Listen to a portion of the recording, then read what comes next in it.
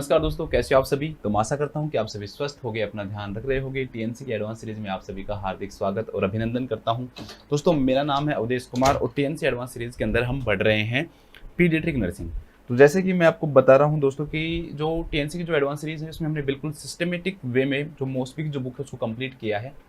Mostly 20th जो addition जो book है दोस्तों उसको हमने पूरे सिस्टमेटिक वे में पढ़ा है। हमने स्टार्ट किया था ओबीजी से, हमने कंप्लीट जो ओबीजी है लगभग 22 जो क्लास थी उसके अंदर हमने लगभग ओबीजी को पूरा किया। उसके बाद हमने एंडोक्राइन सिस्टम पढ़ा, न्यूरोमस्कुलर जो स्केलेटल सिस्टम है दोस्तों वो पढ़ा है। इसके अलावा हमने जीआई ट्रैक पढ़ा हुआ है, रेस्पिरेटरी सिस्टम, ठीक है, रीनल जो सिस्टम है या जेनाइटो यूरिनरी सिस्टम है दोस्तों उसको पढ़ा है। इसके अलावा हमने जो कार्डियक जो सिस्टम है दोस्तों वो भी पढ़ा है। लगभग सारे मेडिकल सर्जिकल नर्सिंग के सारे सिस्टम हमने कंप्लीट कर दिए हैं। कुछ पार्ट हमने न्यूट्रिशन को पढ़ा है और अब हमारी चल रही है दोस्तों पीडियाट्रिक नर्सिंग। अब हम पीडियाट्रिक नर्सिंग पढ़ रहे हैं। तो जो भी नए बच्चे जुड़े हैं सबसे पहले मैं उनको कहना चाहूँगा कि आप हमारे साथ जुड़ें, पहली क्लास से लें। आप पक्का 5-7 क्लास से लोगे तो आपको खुद को आदत पड़ जाएगी और आपको पता लगेगा कि हाँ मेरे लिए क्या क्यों फ़ायदेमंद है। ये सिर्फ आपके फ़ायदे के लिए है दोस्तों। मेन चीज़ जो है ये है कि आपको प्रॉफिट मिलना चाहिए। क्लास के अंदर आपको दिखेगा कि हाँ ये ऐसा नहीं लगेगा दोस्तों ये पूरा एक कोर्स है। ऐसे मानो आप इसको, आप कभी भी देखो, कई बार कई चीज़ क्या होती है फ्री में मिलती है ना, तो वो चीज़ें हम एक्सेप्ट नहीं करते। हम वैसे लगता है कि यार फ्री में मिल रही है। अगर यही कोर्स हम या भोजराज सर अगर पैसों में लॉन्च करते हैं तो बहुत बिकते हैं, क्योंकि लोगों को लगता है कि यार इसकी वैल्यू है। तो एक बार आप क्लासेस देखो, कंटिन्यू रहो हमारे साथ में, हमारे साथ जुड़ो, आपको पता लगेगा कि क्या डिफरेंस है इसके अंदर, क्या फ़ायदा है। ऐसा नहीं है कि मैं सिर्फ एक क्वेश्चन करवाता हूँ। आप जो भी मेरे साथ जो बच्चे जुड़े हुए हैं पहले से उनको पता है कि मैं पूरा जो टॉपिक है वो कंप्लीट करवाने की कोशिश करता हूँ। क्वेश्चन के साथ में हर चीज़ हम पढ़ते हैं, ठीक है। तो जो भी नए बच्चे हैं वो चैनल को सब्सक्राइब करके हमसे जुड़ जाएं, ताकि आपको जो बेल जो आइकन अगर आप दबा दोगे तो आपको नोटिफिकेशन मिलता रहता है, और सब्सक्राइब करोगे तो आपकी जो जो यूट्यूब की जो फीड है वो जो आती है उस जब हम ओपन करते हैं तो उसमें आपको जो वीडियो है वो अच्छे से दिखेगी। तो बिना कोई टाइम वेस्ट के आगे का हम शुरू करते हैं। तो हमारे सामने दोस्तों पहला जो क्वेश्चन है वो है कि एन इन्फेंट इज एडमिटेड, एक बच्चा है, sorry, an infant is admitted to the paediatric intensive care unit. कि एक इन्फेंट है तो 0 to 1 ईयर का जो बेबी होता है दैट इज कॉल्ड इन्फेंट। 0 से 1 साल का बच्चा इन्फेंट होता है। इन सब के बारे में मैंने आपको पहली क्लास में शायद सब कुछ बता दिया था कि किस बच्चे को हम देखिए intrauterine life ovum, embryo, foetus, infant, neonate, early neonate, late neonate या फिर न्यूबॉर्न में बोलते हैं उसको, फिर इसके बाद इन्फेंट, ठीक है, toddler, pre Schuler, school going, adolescent, सबके बारे में हमने क्या की थी बात की थी। ये इसका सीक्वेंस होता है। तो इसमें भी पूछ रहा है कि एक इन्फेंट है जो कि एडमिट हुआ है कि इसमें पीडियाट्रिक इंटेंसिव केयर यूनिट में with after open heart surgery for the repayment of ventricular septal defect. ये जो बच्चा था दोस्तों इसको क्या था, वेंट्रिकुलर सेप्टल डिफेक्ट था। अब वेंट्रिकुलर सेप्टल डिफेक्ट का जो बेबी है उसकी सर्जरी हुई कौन सी, ओपन हार्ट सर्जरी के द्वारा। जो उसका जो वेंट्रिकुलर जो सेप्टल डिफेक्ट था दोस्तों उसको क्या किया गया, ठीक किया गया। तो place the nurse assessment in order of priority. अब इसमें नर्सेज के द्वारा असेसमेंट दे रखा है कि भाई आपको 5 चीज़ें मैं कहूँ, ठीक है। एक बच्चा है जो आया है आपके पास से, ओटी से आया है, वो ओटी से आने के बाद में आपको 5 चीज़ें उसके अंदर क्या करनी है दोस्तों, असेस करनी है। हार्ट रेट असेस करनी है, ऑपरेटिव साइट असेस करनी है, यूरिनरी आउटपुट असेस करना है, रेस्पिरेटरी स्टेटस असेस करना है, और जो आईवी कैथेटर जो है जो आपका कैनुला है दोस्तों उसको असेस करना है। लेकिन क्वेश्चन ये है कि इसको आपको सीक्वेंस से अरेंज करना है कि भाई आप इसको कैसे अरेंज करोगे, ठीक है। पहले आप हार्ट रेट देखोगे, या पहले आप ऑपरेटिव जो साइट है उसको देखोगे, या पहले यूरिन आउटपुट को देखोगे, दूसरे नंबर पर किसको देखोगे, तीसरे नंबर पर किसको देखोगे, और फोर्थ नंबर पर किसको देखोगे। तो इस प्रकार से आपको क्या करना है दोस्तों इसमें बताना है। अब आपके जो ऑप्शन है वो मैं बता देता हूँ एक बार इसमें क्या क्या ऑप्शन। आप जैसे ऑप्शन के अकॉर्डिंग ये क्वेश्चन आजकल जो है लेवल जो है दोस्तों अच्छा आता है।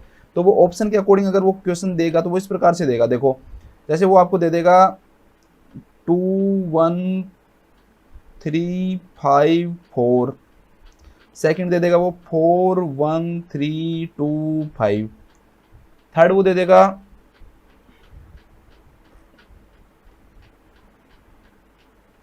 थर्ड जो ऑप्शन देगा वो 4 1 5 3 2, और फोर्थ जो ऑप्शन देगा वो 4 1 5 2 3, ठीक है। अभी मैं बताऊंगा, मुझे हंसी क्यों आई थी मैं बाद में बताऊंगा आपको, क्योंकि बच्चों को ऐसा लग रहा होगा मैं इसमें देख रहा हूँ तो ज़रूर अब आंसर डालूंगा, बट मैंने इसके अंदर भी आपको पता नहीं चलेगा कि क्या किया है। कोई भी आंसर हो सकता है, ठीक है। तो ऐसे ऑप्शन आएंगे आपके पास कि भाई इनका सीक्वेंस बताना है कि जो राइट जो आंसर है वो क्या होगा।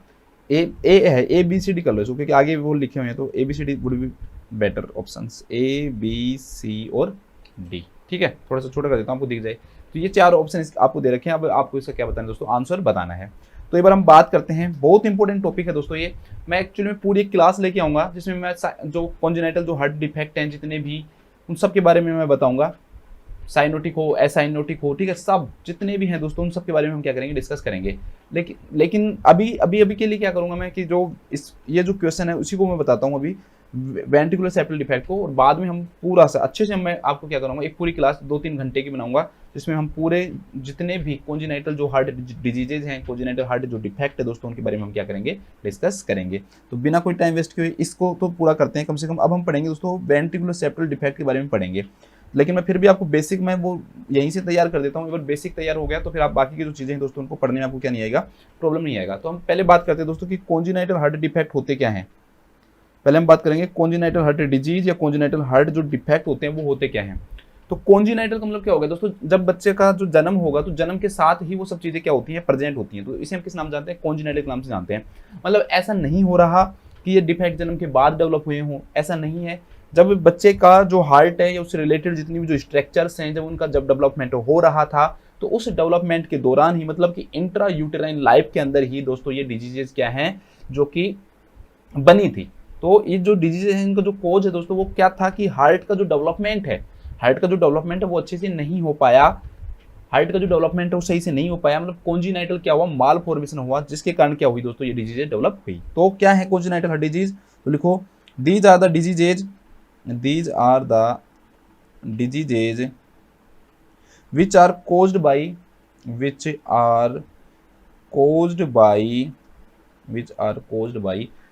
faulty congenital development of heart during intrauterine life। अब इसमें एक बहुत अच्छा क्वेश्चन बनता है दोस्तों, वो क्वेश्चन ये बनता है कि मेनली कितने वीक तक ये डेवलपमेंट हो जाता है और माल फॉर्मेशन प्रेजेंट हो जाता है। तो दोस्तों इसका जो आंसर आएगा लगभग ये जो 3 to 8 वीक के बीच में क्या होता है, इसका डेवलपमेंट होता है। तो जो कॉन्जेनिटल माल फॉर्मेशन है या फॉल्टी डेवलपमेंट जो हार्ट हो रहा है ना दोस्तों, वो लगभग कितना होता है, इंट्रायूटेराइन लाइफ के तीसरे से लेकर और 8वीं वीक तक होता है। मतलब 8वीं वीक पर जाकर आप देखोगे तो आपको लग जाएगा कि भाई इसके अंदर क्या है, कॉन्जेनिटल माल फॉर्मेशन है, लेकिन पता नहीं चलता है। बाद में जब जन्म के बाद जो मेन जो सिम्टम्स हैं वो क्या होते हैं, डेवलप होते हैं। ठीक है, अब सबसे इंपॉर्टेंट जो चार्ट है दोस्तों वो ये है कि आपसे वो क्या पूछेगा दोस्तों, वो क्लासिफिकेशन पूछेगा। वो क्या पूछता है, क्लासिफिकेशन पूछता है पूरे इसका। तो इसको बहुत अच्छे से पढ़ो आप, देखो। तो अब बात करते हैं क्लासिफिकेशन का। क्लासिफिकेशन को दोस्तों वो 3 भागों में बांटेगा, साइनोटिक, एसाइनोटिक और ऑब्स्ट्रक्टिव। कुछ बुक्स में सिर्फ 2 ही लिखे हुए हैं, एक साइनोटिक लिखा हुआ है, एक एसाइनोटिक लिखा हुआ है।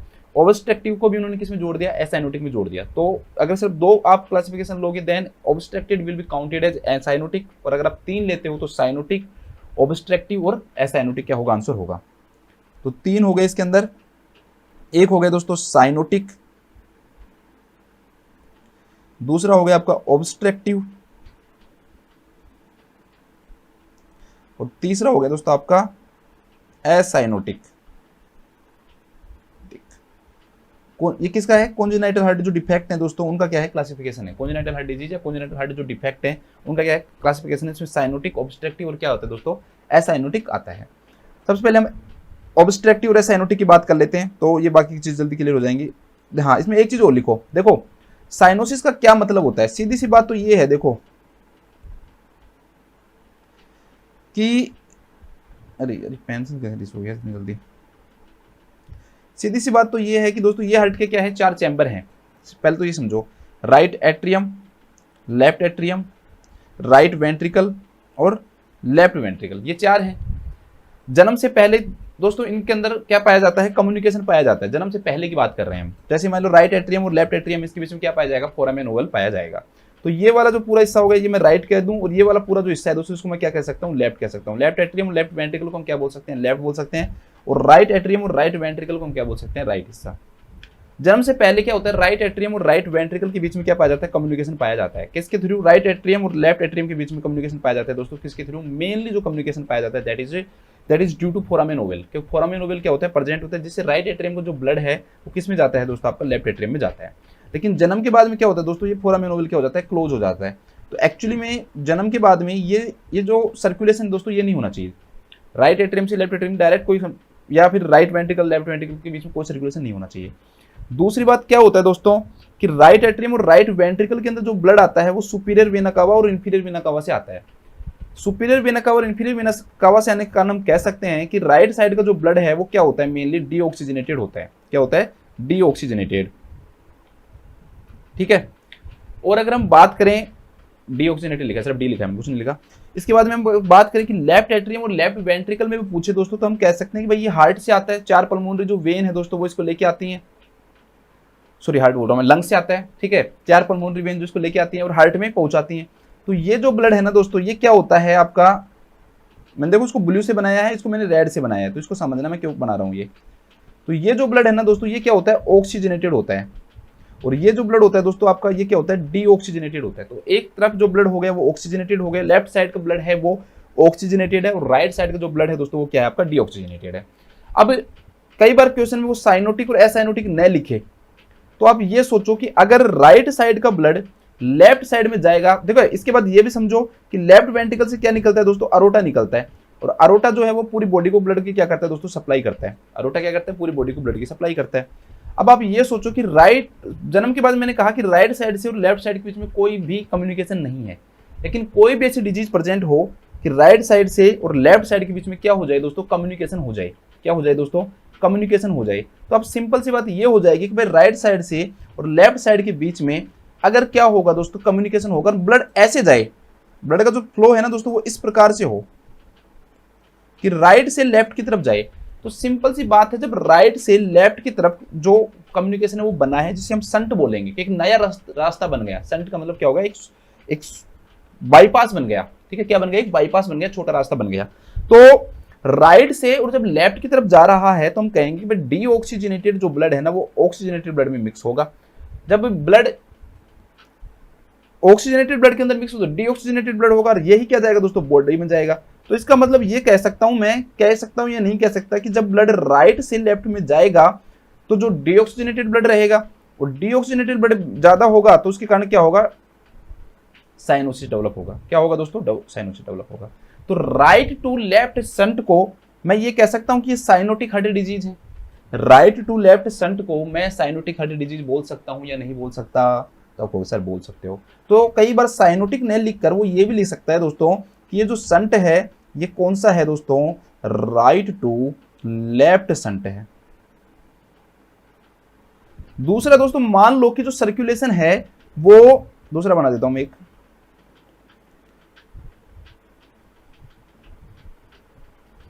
अरे कैसे बन गया, छोड़ो। दूसरा मान लो कि दोस्तों जो सर्कुलेशन है वो लेफ्ट से राइट हो जाए, इधर से इधर हो जाए। अब इसका एक चीज सही है, लेफ्ट से राइट होगा तो ये ब्लड जो है ना दोस्तों वो क्या आएगा आपका, एट्रियम में आएगा, राइट वेंट्रिकल में आएगा, फिर वहां से हार्ट में जाएगा। तो हार्ट इसको क्या कर देगा दोस्तों, प्यूरिफाई कर देगा। तो वापस जो ब्लड आएगा वो प्यूरिफाइड रहेगा, मतलब ब्लड क्या रहेगा, प्यूरिफाइड। क्यों, क्योंकि मिक्सिंग नहीं हो रही है यहाँ पे, ये ब्लड जो है वो जा नहीं पा रहा है, इधर मेन ब्लड इधर से इधर आ रहा है। तो इधर की साइड हमको पता है दोस्तों कि जो ब्लड है वो क्या होता है, ऑक्सीजनेटेड होता है, और इधर की साइड जो ब्लड होता है दोस्तों वो क्या होता है आपका, डीऑक्सीजनेटेड ब्लड होता है। अब ऑक्सीजनेटेड ब्लड डीऑक्सीजनेटेड में मिक्स तो हो रहा है, बट क्या ये ब्लड बॉडी को जा रहा है, नहीं, क्योंकि बॉडी को जो ब्लड जा रहा है ना दोस्तों वो कौन सा जा रहा है, वो अरोटा से जा रहा है। बॉडी को जो ब्लड जा रहा है वो किससे जा रहा है दोस्तों, अरोटा से जा रहा है। लेकिन अरोटा तक जो ब्लड आ रहा है वो ऑक्सीजनेटेड आ रहा है। क्यों, क्योंकि ये मिक्सिंग होने के बाद में ये जो ब्लड है ना दोस्तों ये पल्मोनरी आर्टरी के थ्रू कहां पहुंचता है, लंग्स के पास पहुंचता है। तो लंग्स इसको वापस प्यूरिफाई कर देता है, और लंग्स से ये जो ब्लड है दोस्तों ये वापस से लेफ्ट साइड में आएगा। लेफ्ट साइड में आएगा तो ये ब्लड क्या रहेगा आपका, ऑक्सीजनेटेड रहेगा। ये ब्लड क्या रहेगा, लंग्स वापस इसको ऑक्सीजनेटेड कर दिया, मतलब मिक्सिंग हुई थी लेकिन लंग्स बेचारा फिर वापस से क्या करते जा रहा है दोस्तों, ऑक्सीजनेटेड करते जा रहा है। तो सिस्टम के अंदर जो ब्लड पहुंचेगा, हमारी बॉडी के अंदर जो ब्लड पहुंचेगा वो ब्लड पहुंचेगा कौन सा, ऑक्सीजनेटेड पहुंचेगा। तो इस चीज में दूसरी चीज हम ये लिख सकते हैं क्या, तो ऑक्सीजनेटेड पहुंचेगा तो साइनोसिस नहीं रहेगा, साइनोसिस नहीं रहेगा तो क्या रहेगा दोस्तों, एसाइनोसिस रहेगा। तो लेफ्ट टू अगर राइट शंट हो, ठीक है, लेफ्ट से लेकर, अगर ये वाला नहीं ये वाला देखो, लेफ्ट से अगर राइट की तरफ कोई भी जो अगर शंट प्रेजेंट है दोस्तों तो क्या होगा कि जो डिजीजेज जो होंगी वो क्या होंगी, एसाइनोटिक होंगी। वो क्या होंगी दोस्तों, आपकी एसाइनोटिक डिजीज होंगी। तो एसाइनोटिक हम क्या बोल सकते हैं, लेफ्ट टू राइट शंट बोल सकते हैं, लेफ्ट टू राइट शंट। इसको हम बोल सकते हैं लेफ्ट टू राइट शंट, बोल सकते हैं नहीं बोल सकते। तीसरा है दोस्तों ऑब्स्ट्रक्टिव है, वो अलग है। स्टेनोसिस लाइक ऐसी जो कंडीशन है दोस्तों वो प्रेजेंट होती है इसके अंदर, जैसे मान लो अरोटिक स्टेनोसिस हो गया आपका, mitral stenosis, pulmonary stenosis, coarctation of aorta, mainly ज्यादातर ये चीजें क्या होती है दोस्तों ऑब्स्ट्रक्टिव के अंदर प्रेजेंट होती हैं। अब 3 प्रकार के डिसऑर्डर्स होते हैं दोस्तों, एक साइनोटिक हो गया, एक ऑब्स्ट्रक्टिव हो गया और एक क्या हो गया एसाइनोटिक हो गया। तो पहले एक एक करके देख लेते हैं कौन कौन से हैं, बस नाम मैं यहाँ पर पढ़ाऊंगा मैं वेंट्रिकुलर सेप्टल डिफेक्ट एक नई क्लास लेके आऊंगा, उस क्लास में सारे कराऊंगा आपको मैं, ठीक है, जैसे मैंने ईसीजी कराया था वैसे करा दूंगा। इसके बाद है दोस्तों साइनोटिक। साइनोटिक के अंदर ज्यादातर जो बच्चे पढ़ते हैं, मेन जो आप लोग हमेशा पढ़ते हो वो एक ही पढ़ते हो, मेन तो नहीं, वैसे तो मैं नहीं कह रहा कि आप एक ही पढ़ते हो, बट मेन सबसे ज्यादा जो पढ़ा जाता है दोस्तों that is tetralogy of Fallot पढ़ते हैं हम, TOF सभी पढ़ते हैं, आप सबको पता है ये पढ़ा जाता है। लेकिन फिर भी आपको मैं कहूंगा कि कम से कम आपको 6 पढ़ने हैं। कितने पढ़ने हैं दोस्तों? 6 आपको कम से कम पढ़ने पड़ेंगे, तभी क्या चलेगा, काम चलेगा। तो साइनोटिक के अंदर पहला जो आता है दोस्तों, मैं पढ़ाऊंगा आपको आगे, पहला आता है ट्रंकस आर्टीरियोसस। मैं जिस सीक्वेंस में लिखा रहा हूं इसी में लिखना, अभी सीक्वेंस चेंज मत करना, क्योंकि आगे ये जो सीक्वेंस है नहीं मैं बहुत आपके काम आने वाला है दोस्तों, आगे जो ये सीक्वेंस है आपके क्या आने वाला है, काम आने वाला है। दूसरा जो है दोस्तों वो है TGA, transposition of the great arteries, कई बार इसको TOGA लिख देता है, लेकिन आप TGA लिखना, दैट इज बेटर, ठीक है, ये बेटर है इसके लिए। तो इसको बोलते हैं ट्रांसपोजिशन ऑफ ग्रेट आर्टरीज। जो ग्रेट आर्टरीज है दोस्तों उनका क्या है, ये ट्रांसपोजिशन है TGA। इसके बाद में दोस्तों तीसरा आएगा, तीसरा है आपका 3 मतलब ट्राई मतलब ट्राइकस्पिड एट्रेसिया, ट्राइकस्पिड एट्रेसिया तीसरे नंबर पे ये आ गया। फिर चौथा नंबर पे है तो वो आप सबका फेवरेट है ही, क्या है दोस्तों चौथे नंबर, टेट्रोलॉजी ऑफ फेलेट। और 5वें नंबर पे जो है ना दोस्तों वो आपका सबसे कठिन है, जिसको बोलते हैं TAPVR। क्या बोलते हैं इसको हम, TAPVR। इसको ऐसे याद करो, पहले PVR को याद करो कि PVR क्या है, तो pulmonary Venus return, pulmonary Venus return. अब TA बच गया तो T फॉर टोटल और A फॉर हो गया एनोमेलस। तो क्या हो गया ये, total anomalous pulmonary Venus return, Venus return.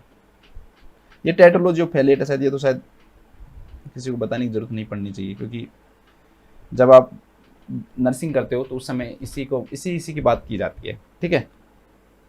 तो total anomalous pulmonary Venus return, anomalous pulmonary Venus return. तो 5 हो गई आपकी, ये 5 आपको याद करनी है। अब मैंने कहा था कि 6 याद करनी है, मैंने आपको 5 थोड़ी बोला, मैंने आपको क्या बोला था दोस्तों, 6 याद करनी है। तो एक सिंड्रोम और याद करना है इसको हम आपको इसमें एक सिंड्रोम और याद करना पड़ेगा, जिसको हम बोलते हैं दोस्तों ईसन मेंजर सिंड्रोम। जिसे हम किस नाम जानते हैं, ईसन मेंजर सिंड्रोम के नाम से जानते हैं। ईसन मेंजर सिंड्रोम, ठीक है। इस सिंड्रोम किस नाम जानते हैं, ईसन मेंजर सिंड्रोम के नाम से हम इसे जानते हैं। तो 6 हो गए, एक ट्रंकस आर्टेरियोसस, दूसरा हो गया transposition of great arteries, 3 tricuspid atresia, 4 tetralogy of Fallot, 5वें में 5 लेटर हैं, 1 2 3 4 5, ठीक है, आगे काम आएंगे सब, ठीक है। और 6वां है दोस्तों वो आपका आ गया ईसन मेंजर सिंड्रोम, M डबल आएगा यार इसमें।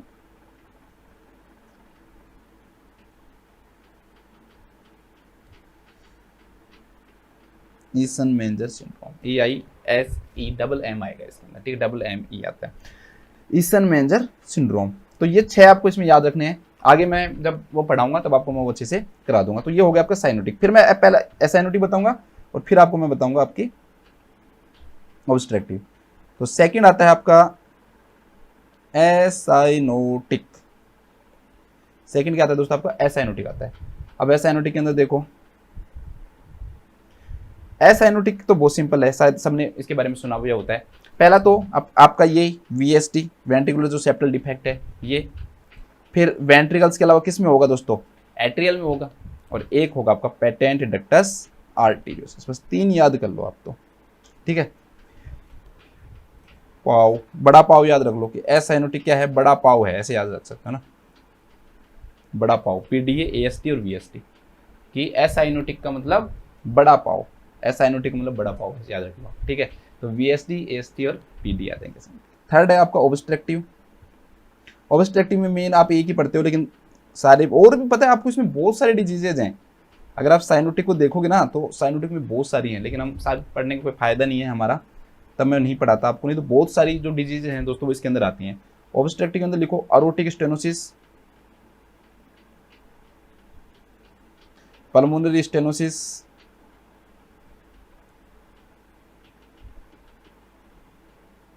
अरोटिक स्टेनोसिस, पल्मोनरी स्टेनोसिस, और एक जो आता है दोस्तों आता है coarctation of aorta, of AORTA, ठीक है। Next is coarctation of the aorta, बस ये आप याद कर लो। तो ये ऑब्स्ट्रक्शन हो जाए तो प्री एनेस्थीसिया चेकअप करवाना पड़ेगा, PSC। लेकिन आप ऐसे नहीं है कि इसमें A मतलब वो डाल दो, AST डाल दो, P मतलब पेटेंट एक्टस आर्टियस डाल दो, C4 कह दो, सर सही है, कोआर्टेशन ऑफ अरोटा है। तो थोड़ा सा इसका भी आपको ध्यान रखना है, अलग है तो याद ही कर लेना। स्टेनोसिस आते हैं ज़्यादातर इसमें, और एक क्या आता है दोस्तों आपके अंदर, इसके अंदर कोआर्टेशन ऑफ अरोटा आता है। तो इस प्रकार से आप इसको क्या रख सकते हो, याद रख सकते हो। अब हमारा सबसे मेन डिसऑर्डर हम पढ़ने जा रहे हैं वेंट्रिकुलर सेप्टल डिफेक्ट, जो कि इस क्वेश्चन के अंदर है, ठीक है। तो वेंट्रिकुलर सेप्टल डिफेक्ट की हम क्या करते हैं दोस्तों, बात करते हैं। ये हमारे ऑप्शंस थे। अब हम पढ़ते हैं हमारा वेंट्रिकुलर सेप्टल डिफेक्ट। देखो कोई चाहिए एक ही क्वेश्चन पढ़ो, चाहे 2 पढ़ो, 5, आप 10 क्वेश्चन पढ़ रहे हो और जिनका कोई काम है नहीं, तो फिर क्या बताओ, कोई फायदा है क्या? कोई फायदा नहीं है दोस्तों, ठीक है। तो VSD पहले से एक चीज और लिखो यार, एक चीज लिख लो, उससे पहले लिखना 3 इंपॉर्टेंट क्वेश्चन लिखो। क्वेश्चन नंबर 1, क्वेश्चन नंबर 2 और क्वेश्चन नंबर 3, 3 इंपॉर्टेंट क्वेश्चन लिखो। क्वेश्चन मान लो दोस्तों ये है कि most common congenital heart defect है वो कौन सा होता है। दूसरा क्वेश्चन है कि most common cyanotic congenital heart defect कौन सा होता है, ये वो जो पूरा जो वो पढ़ा था उसमें पूछ रहा हूं। और most common acyanotic congenital heart disease पूछे तो क्या आएगा आंसर, बताओ। पहला है दोस्तों most common congenital heart disease, वही हमारा आंसर जो हमने अभी पढ़ा है। तो आपका जो VSD है वेंट्रिकुलर सेप्टल जो डिफेक्ट है दोस्तों, this is the most common. अब वेंट्रिकुलर सेप्टल डिफेक्ट जो है दोस्तों वो साइनोटिक है, एसाइनोटिक है, आपको सर एसाइनोटिक है। जब मोस्ट कॉमन है तो एसाइनोटिक में तो आएगा या नहीं आएगा, सिंपल सी बात है भाई।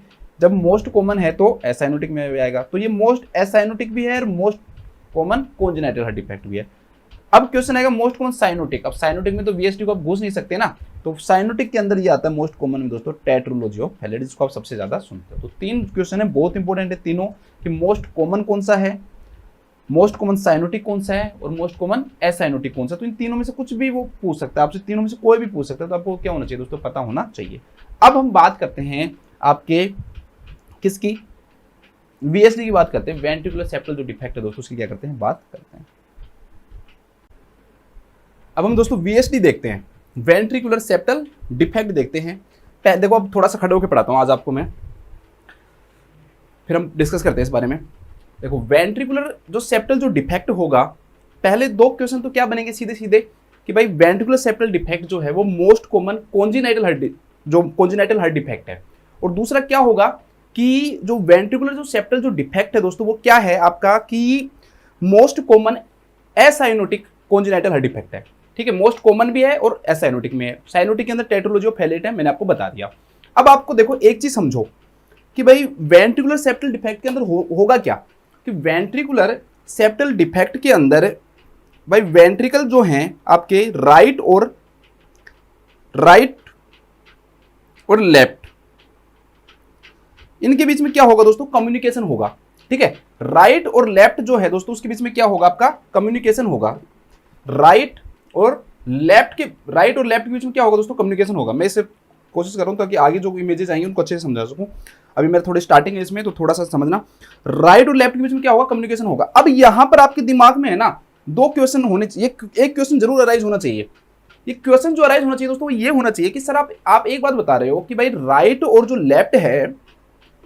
लेफ्ट वेंट्रिकल है इनके बीच में जब कम्युनिकेशन हो रहा है तो ये जो कम्युनिकेशन है वो किसी भी वे में हो सकता है ना।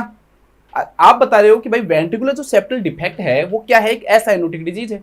लेकिन मैं ये कहूं अगर कि सर जो सर्कुलेशन है वो मान लो कि राइट से और लेफ्ट की तरफ हो जाए, किस तरफ हो जाए, राइट से और लेफ्ट की तरफ हो जाए, तब तो ये डिजीज साइनोटिक हो गई। आप कैसे कह सकते हो कि वेंट्रिकुलर सेप्टल जो डिफेक्ट है ये एसाइनोटिक डिसऑर्डर है? क्योंकि अगर मान लो कि मैं कह रहा हूं कि राइट और लेफ्ट के बीच में ओपनिंग है, सेप्टल के अंदर डिफेक्ट है तो ओपनिंग हो गई। अगर इनके बीच में ओपनिंग है या इनके बीच में कम्युनिकेशन है तो ये राइट से लेफ्ट भी हो सकता है, लेफ्ट से राइट भी हो सकता है। तो आपके दिमाग में ये आना चाहिए कि सर अगर राइट से ही लेफ्ट की तरफ हुआ तो जो डीऑक्सीजनेटेड ब्लड जो कि राइट वेंट्रिकल में है, राइट वेंट्रिकल्स में किस में जाएगा दोस्तों, आपका लेफ्ट वेंट्रिकल में जाएगा। और लेफ्ट वेंट्रिकल के अंदर अगर ये जा रहा है तो सीधी सी बात है दोस्तों, लेफ्ट वेंट्रिकल के अंदर अगर ये जाएगा तो वो डीऑक्सीजनेटेड होगा, ऐसा होना चाहिए। बट मैं कह रहा हूं नहीं, ये डिसऑर्डर जो है दोस्तों वो एसाइनोटिक है। ये डिसऑर्डर है दोस्तों वो क्या है, एसाइनोटिक है। अब कहोगे सर कैसे है, देखो हम ये यहाँ पर जो ब्लड का जो फ्लो होगा, ब्लड का फ्लो जो होगा ना दोस्तों वो क्या होगा भाई, ब्लड का फ्लो हाई प्रेशर से और लो प्रेशर की तरफ होता है। यहाँ पर जिस जो प्रेशर है वो ज्यादा देगा वो उस तरफ से क्या करता है, ब्लड ज्यादा है, तो हाई प्रेशर से और लो प्रेशर की ब्लड जो है ब्लड का क्या होगा, फ्लो होगा। तो एक्चुअली में जो लेफ्ट साइड है, जो लेफ्ट साइड है उस तरफ, लेफ्ट साइड की तरफ जो प्रेशर है दोस्तों वो क्या होता है, ज्यादा होता है। और राइट साइड की तरफ, राइट साइड की तरफ जो प्रेशर है वो क्या होता है, कम होता है। अब लेफ्ट साइड की तरफ जब प्रेशर ज्यादा होगा तो जो सर्कुलेशन जो है ना दोस्तों वो लेफ्ट से और राइट की तरफ होगा, तो ये सर्कुलेशन यहां पर देखने को नहीं मिलेगा। और जो सर्कुलेशन देखने को मिलेगा दोस्तों वो क्या देखने को मिलेगा, वो क्या देखने को मिलेगा, वो सर्कुलेशन देखने को मिलेगा इस प्रकार से। अब इसमें क्या होगा, कई सारी चीजें आपको इसमें समझने की क्या है दोस्तों जरूरत है। अब जो सर्कुलेशन है, सिंपल सी बात है दोस्तों, पहली चीज तो क्या आया क्वेश्चन कि भाई सर्कुलेशन जो हो रहा है वो किससे हो रहा है, लेफ्ट से और राइट की तरफ हो रहा है। तो जो संट है दोस्तों क्या है, लेफ्ट टू राइट संट है, ठीक है, पहला क्वेश्चन। दूसरा क्वेश्चन क्या है दोस्तों कि लेफ्ट साइड के अंदर जो ब्लड है वो ऑक्सीजनेटेड है और राइट साइड के अंदर डीऑक्सीजनेटेड है। मिक्सिंग हो गई मानता हूं, लेकिन किस तरफ हो रही है दोस्तों, राइट तरफ हो रही है, राइट, आपका जो राइट वेंट्रिकल उसमें हो रही है। लेकिन लेकिन लेकिन इसके बाद में जो ब्लड है दोस्तों किस में जाएगा, पल्मोनरी आर्टरी में जाएगा। जब ब्लड पल्मोनरी आर्टरी के अंदर जाएगा तो सिंपल सी बात ये है कि भाई पल्मोनरी आर्टरी के अंदर अगर ब्लड गया तो वो लंग्स के पास भेजेगी, और लंग्स से जो ब्लड है दोस्तों वो क्या होगा, आपका ऑक्सीजनेटेड हो जाएगा, जो 4 पल्मोनरी वेन के द्वारा वापस से लेफ्ट एट्रियम में पहुंचेगा और वहां से लेफ्ट वेंट्रिकल में पहुंचेगा। मतलब कि सिंपल सी बात ये है कि लेफ्ट वेंट्रिकल के अंदर जो ब्लड आएगा वो सारा ब्लड क्या रहेगा, ऑक्सीजनेटेड रहेगा।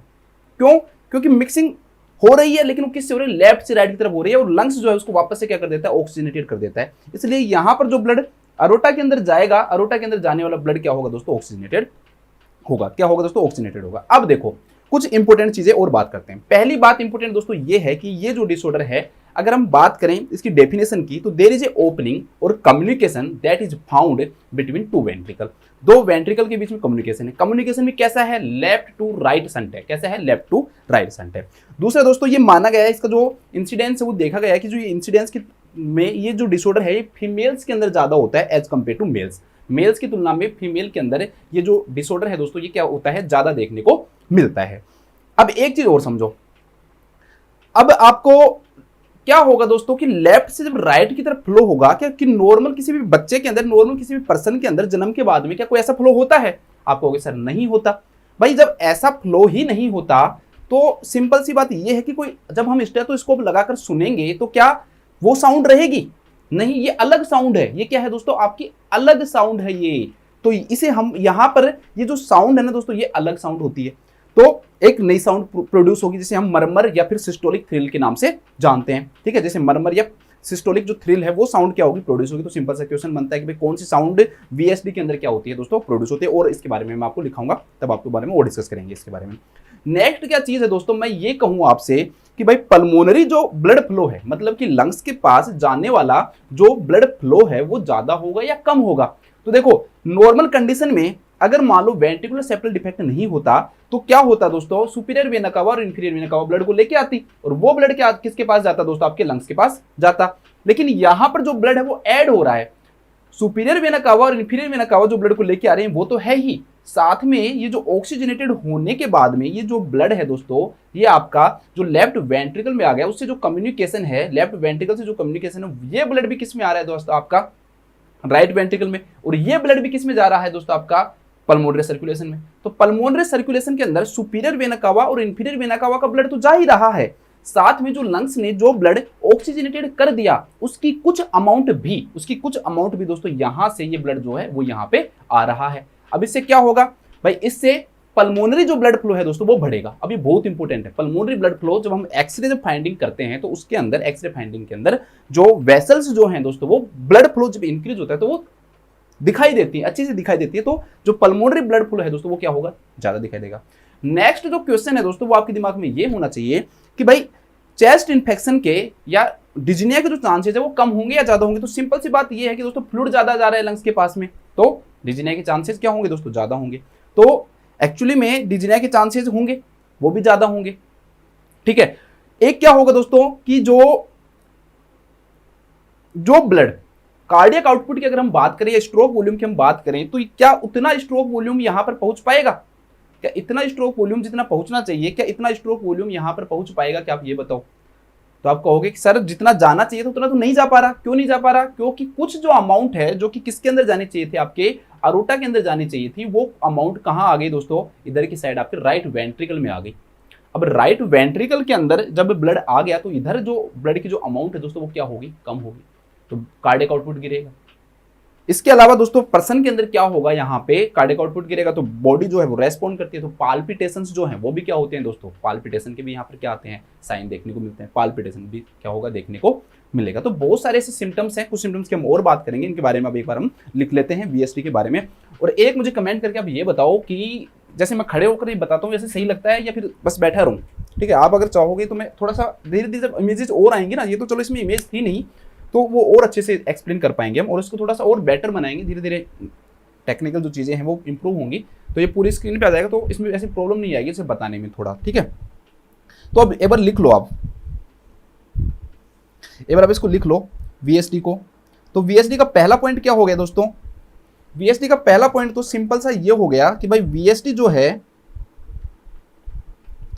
Most common congenital heart disease है और most common acyanotic congenital heart defect या हार्ट डिजीज है या नहीं, ठीक है। दूसरा दोस्तों VSD क्या है, एक ओपनिंग और कम्युनिकेशन है between two ventricle, opening and communication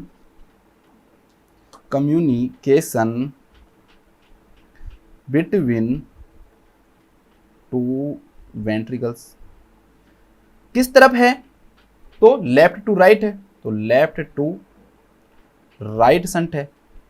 क्यों है, क्योंकि जो प्रेशर है वो लेफ्ट की तरफ क्या होता है दोस्तों, ज्यादा होता है। प्रेशर जो है वो लेफ्ट की तरफ क्या होता है, ज्यादा होता है। तो blood flow from left to right due to more pressure in left ventricle than right ventricle. तो इसमें लिखो ब्लड फ्लो, ठीक है ब्लड ही लिखा है, कुछ ऐसा नहीं है आपको दिख नहीं रहा हो तो, blood flow from left to right ventricle due to more pressure इन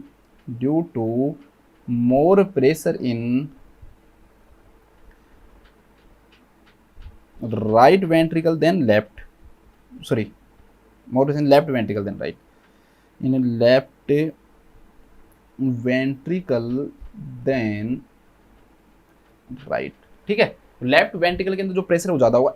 अगर मान लो ये पूरी लैंग्वेज वो नहीं लिखे, उसने पूरी लैंग्वेज नहीं लिखी, सिंपल से लिखेगा तो ये लिखेगा प्रेशर ग्रेडियंट, ज्यादा प्रेशर से कम प्रेशर की तरफ। तो इस वर्ड को भी थोड़ा सा ध्यान रख लेना कि वो सिंपल सा सिर्फ आपको क्या लिख सकता है दोस्तों, आपको वो प्रेशर ग्रेडियंट भी लिख सकता है। नेक्स्ट क्या लिखना है दोस्तों कि ये जो डिसऑर्डर है ये फीमेल्स में मेल्स की तुलना में क्या होता है दोस्तों, ज्यादा होता है। अब ऐसे आपका ऑप्शन क्या इंपॉर्टेंट है, इसमें क्वेश्चन में ऑप्शन ही नहीं बनेंगे, लेकिन ऐसे ऑप्शन नहीं बनेंगे। ऑप्शन कैसे बनेंगे उसको समझो। ऑप्शन बनेगा कि which of the following is not true about ventricular septal defect, which of the following is not true about, या which of the following is false about ventricular septal defect.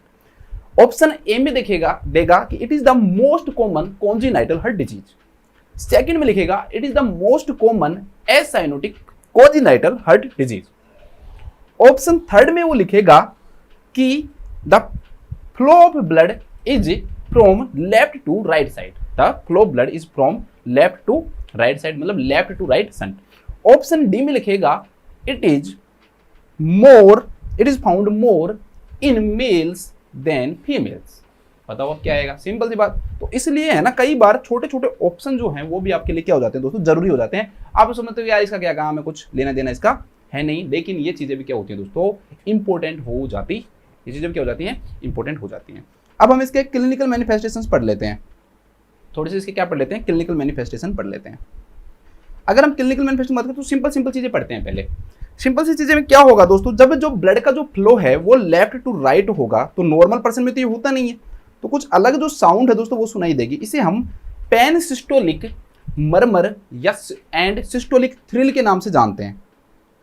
Pan, या कई बार सिर्फ मरमर लिख देता है वो, ठीक है, सिर्फ क्या लिख देता है वो, मरमर, मरमर एंड सिस्टोलिक थ्रिल। तो ये बहुत इंपॉर्टेंट क्लिनिकल मैनिफेस्टेशन है, ध्यान रखना। डायरेक्टली इससे सिंपल सा क्वेश्चन बन जाएगा और वो पूछ लेगा कि भाई पैन सिस्टोलिक मरमर या सिस्टोलिक थ्रिल जो है वो किस में पाया जाता है। सेकंड दोस्तों, आप मुझे ये बताओ कि पल्मोनरी ब्लड फ्लो बढ़ेगा या कम होगा। तो भाई सिंपल सी बात है कि अब 3 चीजों का ब्लड जा रहा है। किसका ब्लड जा रहा है, superior vena cava plus inferior vena cava plus जो राइट एट्रियम से जो ब्लड आया, या लंग से जो ब्लड, लंग से जो ब्लड किसके अंदर आया था, राइट बोल देखिए मैंने, लेफ्ट एट्रियम से लेफ्ट वेंट्रिकल में आया था, तो कुछ अमाउंट लेफ्ट वेंट्रिकल के ब्लड की भी है। तो इसमें सिंपल से लिख लो, अमाउंट ऑफ, सम अमाउंट लिख लो, some amount of left ventricle blood, वो भी आ गया। तो ये तीनों चीजें, ये चीज क्या होगी दोस्तों, एक्स्ट्रा आ गई। सम अमाउंट ऑफ जो लेफ्ट वेंट्रिकल जो ब्लड है वो इधर आया, तो ये अमाउंट क्या हो गई दोस्तों, ज्यादा हो गई। तो ये अमाउंट जो ज्यादा हो गई दोस्तों, इसके कारण क्या होगा, पल्मोन, 2 चीजें होंगी इसके कारण। एक चीज क्या होगी, तो तीसरा क्लिनिकल मैनिफेस्टेशन लिख लो, 2 हो गए, एक ही हुआ अभी है ना, इसको दो मत लिखो यहाँ पे, इसको काटो, अब आएगा 2 और तीसरा। तो दूसरा जो आएगा दोस्तों आपका इसमें कि भाई पल्मोनरी जो ब्लड फ्लो है वो क्या होगा, इंक्रीज होगा। इसके कारण 2 चीजें होंगी, एक तो पल्मोनरी ब्लड फ्लो इंक्रीज होगा, और दूसरी चीज क्या होगी दोस्तों कि कार्डियक आउटपुट क्या होगा, डिक्रीज होगा। भाई कार्डियक आउटपुट क्या होगा दोस्तों, डिक्रीज होगा। नेक्स्ट क्लिनिकल मैनिफेस्टेशन, तो 2 और 3। चौथा जो क्लिनिकल मैनिफेस्टेशन है दोस्तों, इसके अंदर लेफ्ट एट्रियल हाइपरट्रोफी देखने को मिलती है। लेफ्ट एट्रियल हाइपरट्रोफी देखने को मिलती है। अब आपके दिमाग में यहां पर क्वेश्चन आ रहा होगा कि सर ये लेफ्ट एट्रियल हाइपरट्रोफी क्यों देखने को मिल रही है जब बात वेंट्रिकल की हो रही है।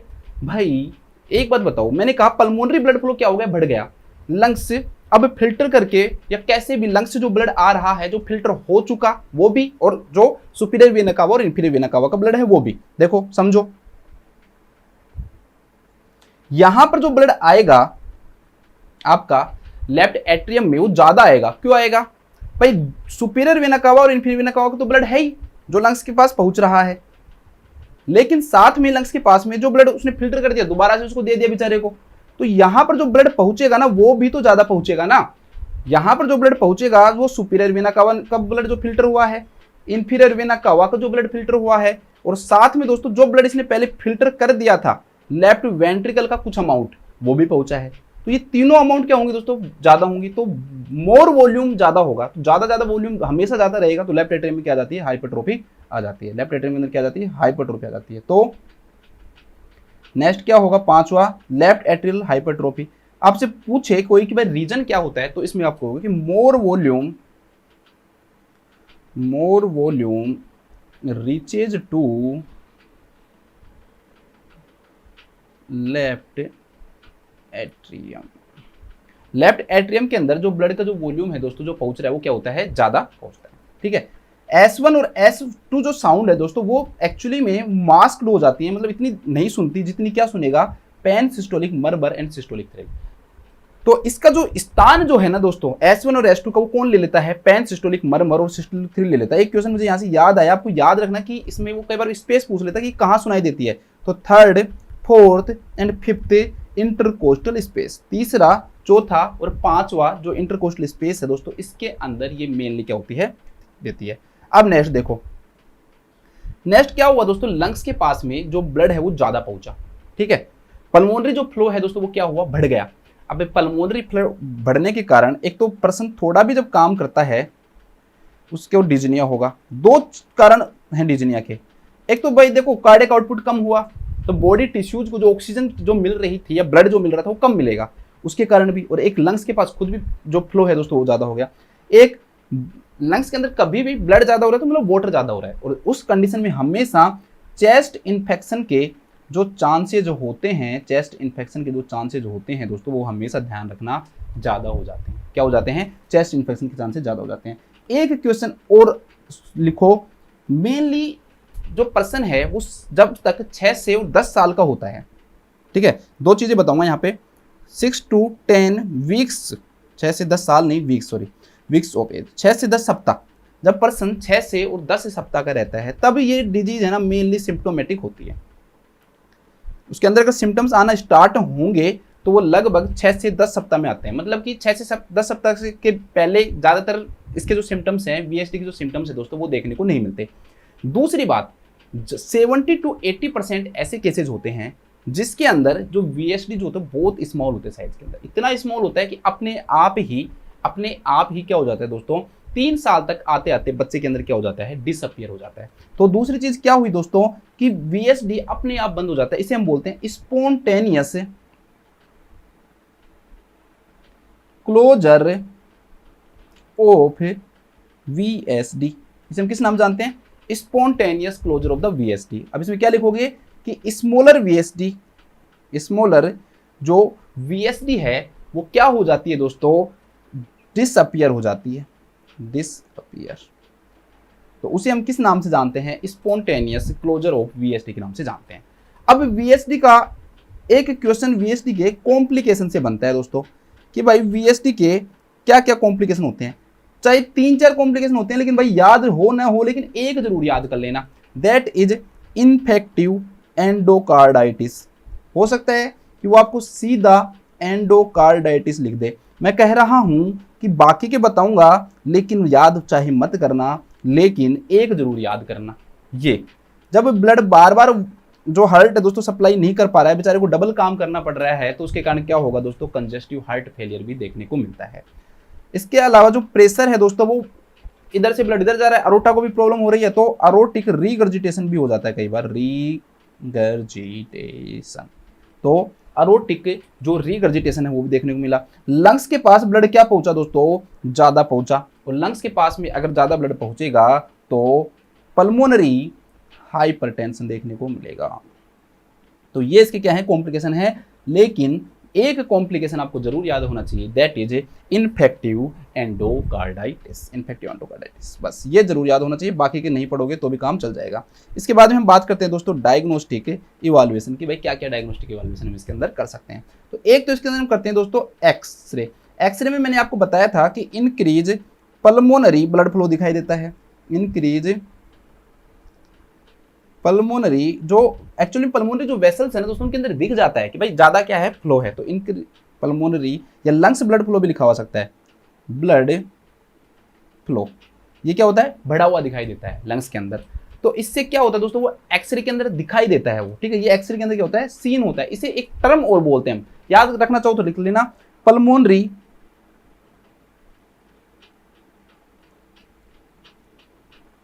प्लेथोरा, ठीक है, इसे हम किस नाम जानते हैं, पल्मोनरी प्लेथोरा के नाम से जानते हैं। तो ये टर्म कुछ नहीं है, सिंपल सी बात बस कि भाई पल्मोनरी जो ब्लड फ्लो है, जो ब्लड है, जो लंग्स के पास में जो ब्लड जा रहा है दोस्तों वो क्या होता है, ज्यादा होता है।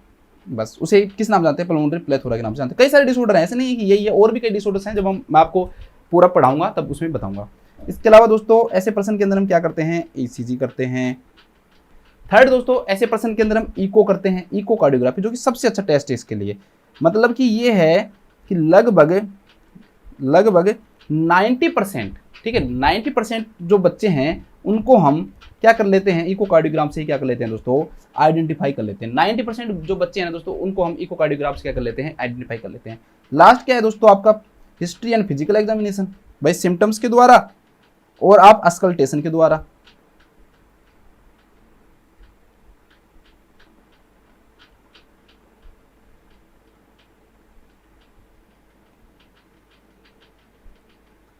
ज़्यादा टप तो नहीं लगा ना कुछ, इसमें कुछ है ही नहीं ऐसा। ठीक है, चीजें याद करने की हैं। अब इसके बाद में दोस्तों बात करते हैं इसके मैनेजमेंट की। मैनेजमेंट में कोई मेरे से पूछे कि भाई मेडिकल मैनेजमेंट क्या होगा, तो भाई एक बात बताओ, जब है ओपनिंग तो मेडिकल से कैसे बंद करोगे, बहुत मुश्किल होगा। तो एक्चुअली में डायरेक्टली तो कोई मैनेजमेंट मेडिकल मैनेजमेंट काम नहीं करता कि भाई कोई ड्रग दी और ये जो क्लोजर है वो हो जाता है, ये नहीं होता है यहाँ पे। कुछ डिसऑर्डर्स में होता है, आपने पढ़ा हुआ होगा, ठीक है, लेकिन यहाँ पर इस फोरामेन जो ओवल है वो अगर खुला रह जाए उसमें हो सकता है, लेकिन यहाँ पर ये नहीं होता। देखो मेडिकल मैनेजमेंट में मेन चीज क्या है, कॉम्प्लिकेशंस को प्रिवेंट करना। तो मैंने आपको बताया कि इसके अंदर चेस्ट इन्फेक्शन के जो चांसेस है वो बढ़ जाते हैं। तो हमें क्या करना है दोस्तों, चेस्ट इन्फेक्शन को प्रिवेंट भी करना है, तो प्रिवेंशन, और अगर हो गया तो ट्रीटमेंट देना है। तो इस पे ध्यान रखना है, prevention and treatment of chest infection, पहली चीज। दूसरी बात, कंजेस्टिव हार्ट फेलियर के जो चांसेस हैं वो क्या होते हैं दोस्तों, ज़्यादा होते हैं। तो उसको आपको क्या करना है, कंट्रोल करना है। उसको आपको क्या करना है, कंट्रोल करना है। अगर हो गया तो फिर ट्रीटमेंट जो है दोस्तों वो करना है, ठीक है। मैंने कहा कि इसका जो कॉम्प्लिकेशन है दोस्तों वो क्या है, इन्फेक्टिव एंडोकार्डाइटिस है। तो उसको भी आपको क्या करना पड़ेगा, प्रिवेंट करना पड़ेगा। तो इन्फेक्टिव, या हो गया तो फिर ट्रीटमेंट, इन्फेक्टिव एंडोकार्डाइटिस। तो इसको आपको कोशिश करना है कि ये हो नहीं। जब होगा नहीं तो प्रिवेंशन होगा, और अगर हो गया तो क्या हो जाएगा दोस्तों, आपका ट्रीटमेंट हो जाएगा। नेक्स्ट है दोस्तों सर्जिकल मैनेजमेंट। अगर हम सर्जिकल मैनेजमेंट की बात करें तो मैंने आपको पहले बताया था कि जो स्मॉलर जो होते हैं वो स्पॉन्टेनियस बंद हो जाते हैं। सर्जरी सिर्फ और सिर्फ किसके लिए करनी पड़ती है, जो लार्ज संट है, ओनली फॉर लार्ज संट। जो बड़े संट है दोस्तों उन्हीं के लिए क्या करनी पड़ती है, सर्जरी करनी पड़ती है। कई प्रकार की इसमें क्या कर सकते हैं दोस्तों, हम सर्जरी कर सकते हैं। जैसे कि पैच लगा दिया जाता है, ठीक है, तो इसको बोलते हैं closure of VSD with patch. जैसे ओपन हार्ट सर्जरी करके आप पैच लगा सकते हो, ठीक है। जो तरीका होगा वो ओपन हार्ट सर्जरी होगा और उसमें क्या लगा देंगे दोस्तों, हम पैच लगा देंगे।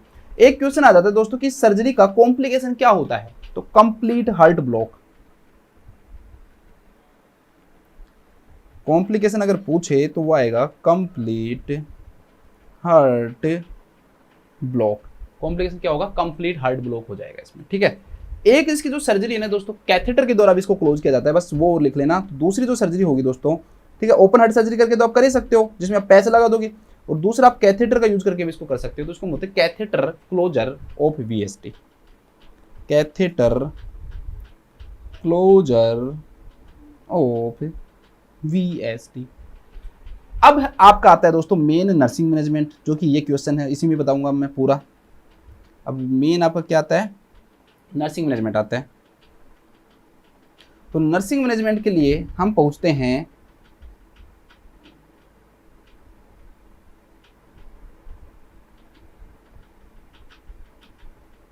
इस क्वेश्चन में। इसके ऑप्शन कहाँ गए, रुको यार, एक ऑप्शन भी तो लिखे थे ना मैंने, हाँ ये रहा, इसको लेके आता हूँ, एक सेकंड देना मुझे।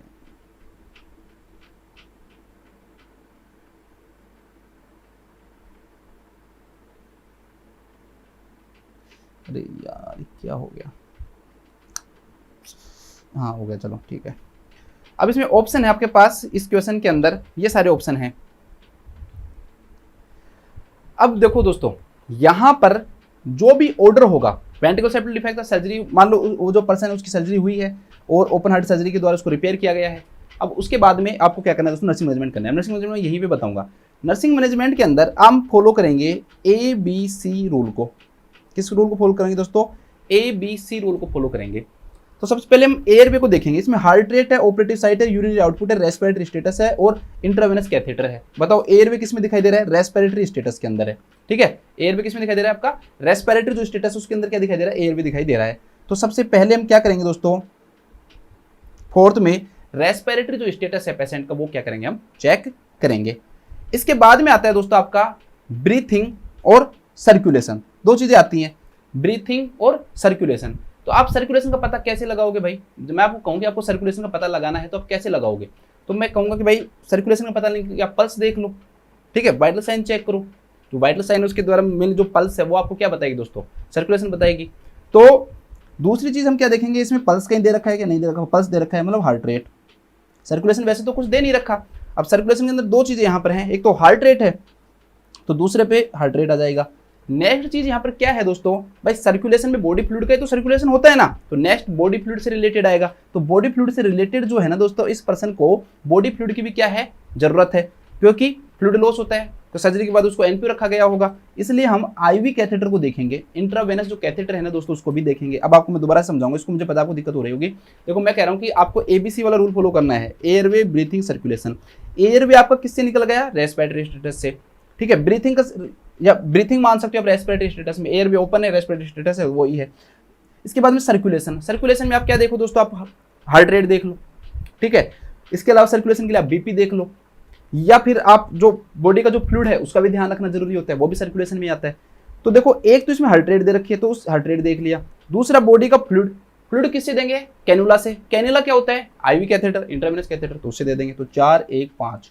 अब आपके पास दो चीजें बची हैं, एक ऑपरेटिव साइड और एक यूरिनरी आउटपुट। तो यूरिनरी जो आउटपुट है ना दोस्तों, उस पर डायरेक्टली कोई फर्क नहीं पड़ रहा, लेकिन ऑपरेटिव साइड पर अगर ब्लीडिंग हो गई तो वो भी किसको दिखाएगी, सर्कुलेशन को दिखाएगी। तो यहाँ पर एक्चुअली में ऑपरेटिव साइड भी किसको दिखा रहा है, सर्कुलेशन को दिखा रहा है। लेकिन प्रायोरिटी जो है ना दोस्तों वो किस प्रकार है, उसको ध्यान रखना कि पहले वाइटल से रिलेटेड देखेंगे कि भाई हार्ट रेट है, क्योंकि वो खुद बता देगा हमें। मान लो ब्लीडिंग इंटरनल हुई और आपको पता नहीं चला, तो आपको कौन सी चीज बताएगी यहाँ पे, वो बताएंगे आपके वाइटल्स, ठीक है। कई क्वेश्चन ऐसे होते हैं जिसमें ब्लीडिंग पहले आ जाता है, लेकिन यहाँ पर वाइटल्स पहले आएंगे। क्यों, क्योंकि अगर इंटरनल ब्लीडिंग हुई, पेशेंट शॉक में जा रहा है, तो उसका हार्ट रेट बढ़ेगा और उसका जो बीपी है वो क्या हो जाएगा, गिर जाएगा। बीपी क्या होगा, गिर जाएगा, तो वो वाइटल से पता लगेगा। इसलिए हम हार्ट रेट देखेंगे कि कहीं टैकीकार्डिया में तो नहीं जा रहा है। फिर उसके बाद में क्या होगा दोस्तों, उसको फ्लूइड चाहिए, क्योंकि फ्लूइड नहीं होगा तो फिर बीपी गिरेगा। तो हम कैथेटर के अब उसको कैनुला का क्या लेना देना, भाई कैनुला चल भी रहा है नहीं चल रहा, फ्लूइड जो है वो जा भी रहा है या नहीं जा रहा, तो ये to check the patency of the intravenous catheter, ये कहना चाह रहा है ये।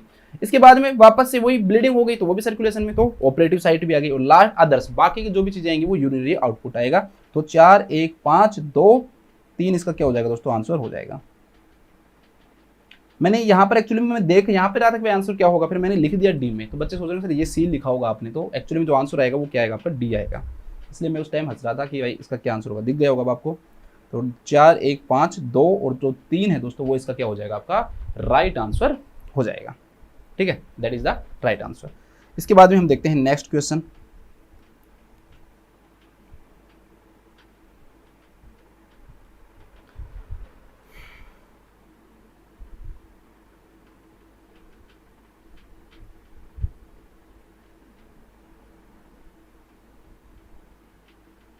बहुत अच्छा क्वेश्चन है। आजकल इस टॉपिक से रिलेटेड जो है ना दोस्तों वो क्वेश्चंस आ रहे हैं। क्वेश्चन क्या है कि what is the nurse priority intervention when preparing for admission of a child with acute, 3 word है, लेरिंजो ट्रैकियो ब्रोंकाइटिस, ठीक है। एक पर्सन है दोस्तों, उसको आपका प्रायोरिटी नर्सिंग इंटरवेंशन देखना है। आप क्या देखना है, प्रायोरिटी नर्सिंग इंटरवेंशन।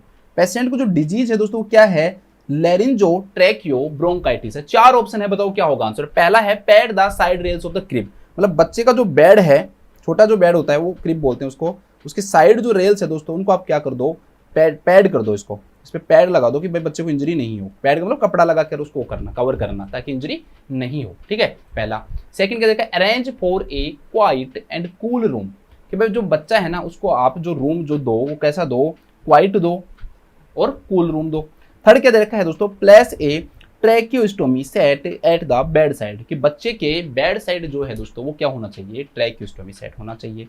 और फोर्थ क्या दे रखा है दोस्तों, obtain a recliner so that a parent can stay. Recliner का मतलब जो पेशेंट का जो बेड है उसके पास में एक छोटा बेड लगाना जिसपे पेशेंट के जो अटेंडर है वो भी क्या कर सके, रेस्ट कर सके, ठीक है, तो वो होना। तो बताओ चारों में, चौथा तो सीधा सीधा हो गया कि भाई इतना कोई ऐसी कोई प्रायोरिटी नहीं है कि भाई पेरेंट्स को हम वो देंगे यहाँ पे बैठ देंगे, तो चौथा तो वैसे भी गलत हो गया। अब बाकी के 3 ऑप्शन है, इसमें आपको मुझे आंसर बताना है। आजकल इस टॉपिक से रिलेटेड जो क्वेश्चन है दोस्तों वो पूछने लग गए हैं।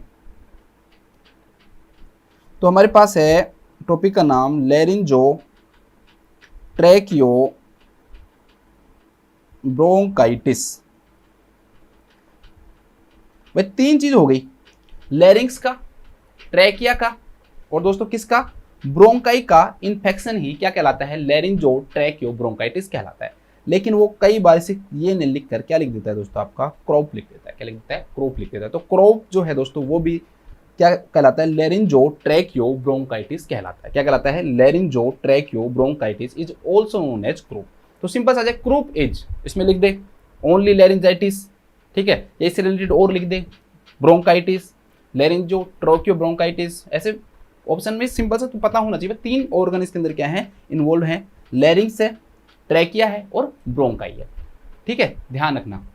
अगर बच्चे के अंदर ऑब्स्ट्रक्शन वाले डिसऑर्डर हम देखें, वो भी कौन सा, लोअर रेस्पिरेटरी ट्रैक्ट ऑब्स्ट्रक्शन, तो मोस्ट कॉमन इन्फेक्शन है, ठीक है, ये क्या है, most common infection, most common ऐसे इन्फेक्शन है that causes lower respiratory tract, lower respiratory tract obstruction in children. अब देखो इस क्वेश्चन को, अगर ये सेंटेंस अगर आपको आता है ना, तो ये क्वेश्चन भी आपको आ जाएगा। इस क्वेश्चन में क्या दिख रहा है दोस्तों, रेस्पिरेटरी ट्रैक्ट ऑब्स्ट्रक्शन। भाई सिंपल सी बात है, अगर कभी भी रेस्पिरेटरी ट्रैक्ट का अगर ऑब्स्ट्रक्शन होगा तो ये क्या होगी दोस्तों, एक इमरजेंसी होगी, मेडिकल इमरजेंसी होगी। और इस मेडिकल इमरजेंसी में मेनली लैरिंक्स वाला जो पार्ट है उस पर ज़्यादा क्या होता है, ऑब्स्ट्रक्शन देखने को मिलता है। तो उसके कारण क्या होगा दोस्तों, उसको ऑक्सीजन की जब जरूरत पड़ेगी, क्योंकि ऑब्स्ट्रक्ट हो गया, ऑक्सीजन नहीं जा रही, तो बच्चे की क्या हो जाएगी, डेथ हो जाएगी। तो क्या है, मेडिकल इमरजेंसी है। तो इसलिए उस समय हमेशा पेशेंट के बेड साइड एक क्या होना चाहिए, ट्रैकियोस्टोमी सेट होना चाहिए। अब कुछ बच्चों के दिमाग में क्वेश्चन हो सकता है, ट्रैकिया से भी ऑब्स्ट्रक्शन हो सकता है, वहां पर ऑब्स्ट्रक्शन कम देखने को मिलता है एज कम्पेयर टू लैरिंक्स। वहां पर इन्फ्लामेशन जो जरूर देखने को मिलता है, भाई ट्रैकिया की इन्फ्लामेशन हो जाए, ब्रोंकाई की इन्फ्लामेशन हो जाए, लैरिंक्स का भी होता ही है, लेकिन ऑब्स्ट्रक्शन जो है वो मेनली लैरिंक्स वाले पार्ट में ज़्यादा देखने को मिलता है। तो वहां पर अगर ऑब्स्ट्रक्ट हो गया तो हम ट्रैकिया को क्या कर देते हैं, ओपन कर देते हैं। और उसको ओपन करने के लिए हम किसका यूज करते हैं दोस्तों, ट्रैकियोस्टोमी सेट का यूज करते हैं। तो बाकी के जो ऑप्शन है वो बाद में देखेंगे, लेकिन ये चीज समझना जरूरी है दोस्तों कि जब मेडिकल इमरजेंसी है और बच्चे को जो डिजीज कंडीशन में एयरवे ऑब्स्ट्रक्ट हो गया तो बच्चे की डेथ बहुत जल्दी हो जाएगी। तो उसको रोकने के लिए ट्रैकियोस्टोमी सेट हमेशा क्या होना चाहिए दोस्तों, अवेलेबल होना चाहिए। क्वेश्चन नंबर 2 ये बनता है दोस्तों कि ये जो डिजीज है वो मेनली किस एज ग्रुप में दिखाई देती है। तो लगभग ये जो एज ग्रुप है दोस्तों, इसको 6 month to 3 year of age group में क्या होती है दोस्तों, ये दिखाई देती है, ठीक है। 6 महीने से और 3 साल के बच्चे के अंदर ये ज्यादा होती है। अब हम बात करते हैं इसके ईटियोलॉजी की बात करते हैं, इसके कोजेज की बात करते हैं। सारे याद हो ना हो, लेकिन एक जरूर याद होना चाहिए। इसका नाम है दोस्तों उसे लिख देता हूं, पैरा इन्फ्लुएंजा, ऐसे लिखता हूं ना, थोड़ा सा सही लगता है, पैरा इन्फ्लुएंजा वायरस लिख रहा हूं, ध्यान रखना, क्योंकि वायरस जो है वो आगे इंपॉर्टेंट होगा, क्योंकि जो इसमें एंटीबायोटिक नहीं देते हैं मेनली। तो पैरा इन्फ्लुएंजा वायरस जो है वो भी कौन सा टाइप फर्स्ट। कोई याद हो ना हो, लेकिन ये जरूर याद होना चाहिए, क्योंकि this is the most common cause. Para influenza virus type first नहीं आएगा, सॉरी यार, सेकंड आएगा, ठीक है। एक बार मैं देख लूंगा, इसको मैं हाईलाइट कर दूं, सेकंड ही आएगा, पैरा इन्फ्लुएंजा टाइप, हाँ सेकंड ही आता है, ठीक है। फिर भी मैं एक बार देख लूंगा इसको, आप है ना कुछ मत लिखो, सिर्फ इतना लिख लो, पैरा इन्फ्लुएंजा वायरस टाइप, बस इतना लिख लो अभी, है ना। सेकंड फर्स्ट में बाद में देखूंगा इसको, फिर आपको बता दूंगा, सिर्फ इतना लिखो अभी, पैरा इन्फ्लुएंजा वायरस टाइप। और मैं इसका जो कोज है वो टेलीग्राम ग्रुप में इसका जो आंसर वो डाल दूंगा पक्का। तो पैरा इन्फ्लुएंजा वायरस जो वायरस है, टाइप भी अभी हटा लो, वो इसका क्या है दोस्तों, मोस्ट कॉमन कोज है। तो पैरा इन्फ्लुएंजा है, ठीक है। इसके बाद में नेक्स्ट जो है दोस्तों, और भी हो सकते हैं, हाँ और भी हो सकते हैं, लेकिन कम होते हैं। तो respiratory syncytial virus, respiratory syncytial virus, full form लिखना चाहो तो लिख लो, respiratory syncytial virus. Para influenza आ गया तो इन्फ्लुएंजा कह रहा है भाई मैंने कौन सी गलती की है जो मेरे को नहीं लाओगे आप, जब मेरे साथ वाला आ गया तो मैं भी तो कंपटीशन में हूं, तो मैं भी हो सकता हूं, ठीक है। अब राइनो कह रहा है कि भाई मुझे भी लाओ, तो राइनो वायरस, और एक आपका एडिनो कह रहा है कि मुझे भी लाओ, तो एडिनो वायरस। तो मैं कह रहा हूँ भाई बहुत सारे दे रखे हैं, सारे याद होना हो, लेकिन एक जरूर याद रख लेना, para influenza virus type first आएगा इसमें, फर्स्ट लिखना, ठीक है। फिर भी मैं एक बार जरूर डालूंगा, अभी मेरे हिसाब से फर्स्ट आएगा, मेरे दिमाग में से लिखना एकदम से, टाइप फर्स्ट ज़्यादा हो रहा है। अब हम इसके क्लिनिकल मैनिफेस्टेशन देखते हैं। लेकिन कई भी चीज़ भूल जाते हैं ना, तो बस दिमाग खराब हो जाता है कि यार कैसे याद नहीं रहा। ज़्यादातर भूलते नहीं है बट भूल जाते हैं कई बार, ह्यूमन बीइंग है। अब देखो क्लिनिकल मैनिफेस्टेशन में सबसे पहली चीज़ है ना, ये जब डिजीज स्टार्ट होती है तो स्टार्ट होने के ऊपर उस पर्सन के अंदर क्या होता है दोस्तों, कॉमन कोल्ड के जैसे साइन आते हैं या अपर रेस्पिरेटरी ट्रैक्ट के इन्फेक्शन के क्या आते हैं साइन आते हैं। तो ये जब डिजीज स्टार्ट होती है तो 1 से 3 दिन तक जो सिम्टम्स आएंगे दोस्तों वो अपर रेस्पिरेटरी ट्रैक्ट इन्फेक्शन के आते हैं, ठीक है। तो ऐसे पर्सन के अंदर क्या देखने को मिलेगी, history of upper respiratory tract infection for 1 to 3 days, 1 से 3 दिन के लिए अपर रेस्पिरेटरी ट्रैक्ट इन्फेक्शन की क्या देखने को मिलेगी, हिस्ट्री देखने को मिलेगी। क्या क्या होता है बताओ, क्या क्या होता है, खुद ही सोच लो, ज़्यादा इंपॉर्टेंट है ही नहीं क्योंकि आपको पता है ये चीज़ें तो आपको आती हैं। तो कफ हो सकता है, राइनोरिया हो सकता है, मतलब कि रनिंग नोज, भाई नाक बहना मत पूछ लेना ये भी क्या होता है सर, ये बताओ कैसे बहता है, ठीक है, रनिंग नोज। इसके अलावा फीवर आएगा, और एक लास्ट में दोस्तों फेरिंजाइटिस। तो ये साइन आते हैं, लेकिन ये कब आते हैं, शुरू के दिन में आते हैं। लेकिन उसका रीजन क्या होता है, रीजन होता है कि स्टार्टिंग की जब इस डिजीज की होती है दोस्तों तो अपर रेस्पिरेटरी ट्रैक्ट इन्फेक्शन से होती है। नेक्स्ट क्या होगा दोस्तों इसके अंदर, नेक्स्ट इस डिजीज के अंदर हॉर्सीनेस आएगा। क्या आएगा, जो साउंड है दोस्तों वो हॉर्सीनेस साउंड क्या होती है, सुनाई देती है। एक बहुत इंपॉर्टेंट साइन है, आपको वो याद रखना है। इसके अंदर जो कफिंग जो होती है वो बार्किंग कफ होता है, जैसे भौंकने की जो आवाज़ होती है ना, भौंकने कुत्ते की भौंकने की जैसी आवाज़ होती है, उसे हम क्या बोलते हैं, बार्किंग कफ के नाम से जानते हैं, ठीक है। कई बार इसे बार्किंग, इस साइन को हम बार्किंग डॉग या बार्किंग सील के नाम से जानते हैं, ठीक है। डॉग की जैसी आवाज़ है उसकी भी, भौंकने वाली सील। तो बार्किंग डॉग या बार्किंग सील साइन किस में देखने को मिलता है, ऐसे तो लिखेगा नहीं वो क्रूपी कप, ठीक है तो ये क्रूपी कप ही भाई क्रूप के अंदर हो रहा है, लेकिन ऐसे थोड़ी आएगा। क्वेश्चन तो आएगा कि बार्किंग कप किस में प्रेजेंट होता है, तो ये आपको याद रखना है कि क्रोप डिजीज जो है दोस्तों उसके अंदर क्या होता है, प्रेजेंट होता है। किसके अंदर प्रेजेंट होता है, क्रोप डिजीज के अंदर। इसके अलावा ऐसे पर्सन के अंदर इंस्पायरेटरी जो स्ट्राइडोर है वो सुनाई देती है। साउंड स्ट्राइडोर साउंड क्या होती है दोस्तों, सुनाई देती है। और ये मेनली जब ये स्टार्ट होता है तब सुनाई देती है जब बच्चा क्या कर रहा हो दोस्तों, क्राई कर रहा हो। क्या कर रहा हो, क्राई कर रहा हो, तब ये साउंड जो है दोस्तों ज़्यादा सुनाई देगी, तब ये साउंड क्या होती है दोस्तों, ज़्यादा सुनाई देती है। तो इंस्पायरेटरी स्ट्राइडोर। इसके अलावा दोस्तों ये जितने भी जो सिम्टम्स हैं, कुछ नर्सिंग मैनेजमेंट के लिए हमारे इंपॉर्टेंट रहेगा, तो ध्यान रखना कि ये सिम्टम्स हैं ये वर्स हो जाते हैं, खराब हो जाते हैं, मतलब और ज़्यादा खराब हो जाते हैं जब बच्चा क्या करेगा, क्राइंग करेगा, रोएगा, तब ज़्यादा होगा। नाइट के अंदर ये सिम्टम्स और ज़्यादा होते हैं, या बच्चा जब परेशान हो जाता है, रेस्टलेसनेस, फिजिकल एक्टिविटी ये सब बढ़ जाती हैं, जिसे हम किस नाम जानते हैं, एजिटेशन के नाम से जानते हैं, तब भी ये जो सिम्टम्स है दोस्तों और ज़्यादा क्या हो जाते हैं, खराब हो जाते हैं, और ज़्यादा क्या हो जाते हैं दोस्तों, आपके वर्स हो जाते हैं, और ज़्यादा क्या हो जाते हैं, वर्स हो जाते हैं। अब हम पढ़ते हैं इसके डायग्नोस्टिक इवैल्यूएशन के बारे में, और बहुत इंपॉर्टेंट एक साइन आएगा एक्सरे के अंदर जो कि आपको देखने को मिलेगा। एक्सरे करवाएंगे हम इस पर्सन का, और एक्सरे में एक बहुत इंपॉर्टेंट साइन होता है दोस्तों जिसे हम स्टीपल साइन या फिर बच्चों के सबकी पसंद पर हाजिर है वाइन बोतल साइन। सब बच्चे खुश हो गए, वाओ ऐसे साइन होने चाहिए। ये स्टीपल छोड़ो, आप तो क्या बताओ, वाइन बोतल साइन बताओ। स्टीपल साइन या वाइन बोतल जो साइन है वो एक्सरे करवाने पर क्या होता है दोस्तों, प्रेजेंट होता है। एक्चुअली में क्या होता है दोस्तों, स्टीपल जो चर्च जो होती है ना, जितना मुझे पता है मेरे अकॉर्डिंग, उसकी जो स्ट्रक्चर होती है वो लगभग ऐसे होती है, नोक सी दिखाई देती है, और ऐसी लगभग वाइन बोतल भी ऐसी होती है, ऊपर से सकड़ी और नीचे से ऐसी। तो ऐसी जो फाइंडिंग है ना दोस्तों वो क्या होती है, देखने को मिलती है।